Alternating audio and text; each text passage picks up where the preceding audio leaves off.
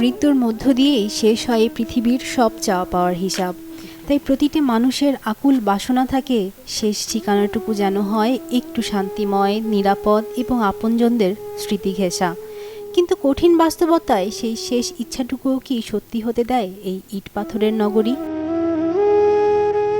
রাজধানীর সরকারি কবরস্থানগুলোতে প্রিয়জনের স্মৃতিচিহ্ন বাঁচিয়ে রাখা এখন ভালোবাসার চেয়ে পকেটের জোরের ওপর বেশি নির্ভরশীল। ঢাকা উত্তর ও দক্ষিণ সিটি কর্পোরেশনের গোরস্থানে প্রিয়জনের কবর নির্ধারিত মেয়াদের সংরক্ষণে গুনতে হয় কয়েক লাখ থেকে সর্বোচ্চ ১.৫ কোটি টাকা পর্যন্ত। চিরবিদায়ের শেষ ঠিকানাতেও স্পষ্ট হয়ে উঠেছে ধনী দরিদ্রের করুণ বৈষম্য। ঢাকা উত্তর সিটি কর্পোরেশনের কবরস্থান ব্যবস্থাপনা নীতিমালা ২০২২ অনুযায়ী প্রিয়জনের স্মৃতি মাত্র ১৫ বছরের জন্য আগলে রাখতে বনানী কবরস্থানে গুনতে হয় ১ কোটি টাকা, আর ২৫ বছরের জন্য হলে পুরো ১.৫ কোটি টাকা।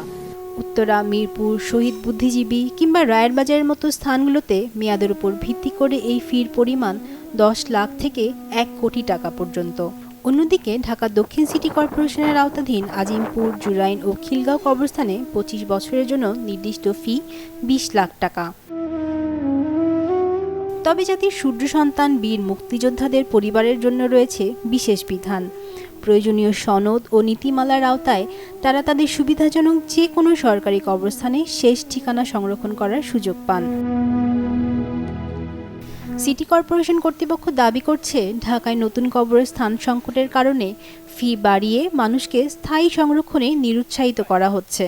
তবে মুদ্রার অপর পিঠের বাস্তবতা বড্ড নির্মম। মোটা বিশাল অঙ্কের টাকার জোর থাকায় বিত্তবানেরা ঠিকই শহরের বুকে বছরের পর বছর প্রিয়জনের চিরস্থায়ী ঠিকানা কিনে নিচ্ছেন, আর পকেটে সামর্থ্য না থাকা সাধারণ মানুষের জন্য বিদায় জানানো প্রিয়জনের শেষ স্মৃতিচিহ্নটুকু ধরে রাখা অসম্ভব হয়ে দাঁড়িয়েছে।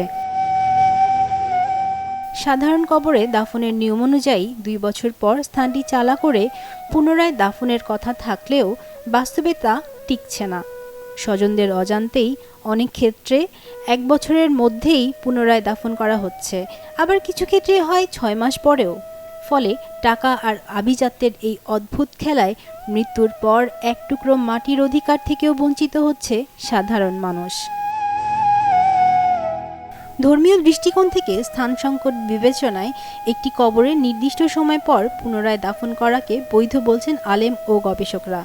ইসলামিক ফাউন্ডেশনের মুহাদ্দিস ডক্টর ওয়ালিউর রহমান খান জানান, নির্দিষ্ট সময় পর কবরের ওপর পুনরায় দাফন করার কোনো বাধা নেই। নগর পরিকল্পনাবিদরা বলছেন, নিয়মের ক্ষেত্রে সার্বজনীনতা অতি জরুরি। অর্থাৎ কবর সংরক্ষণ বন্ধের নিয়ম করলে তা ধনী দরিদ্রের সবার জন্যই সমান হওয়া উচিত, যাতে শেষ ঠিকানাতেও কোনো বৈষম্য না থাকে। ফারজানা হাসিন, চ্যানেল 24।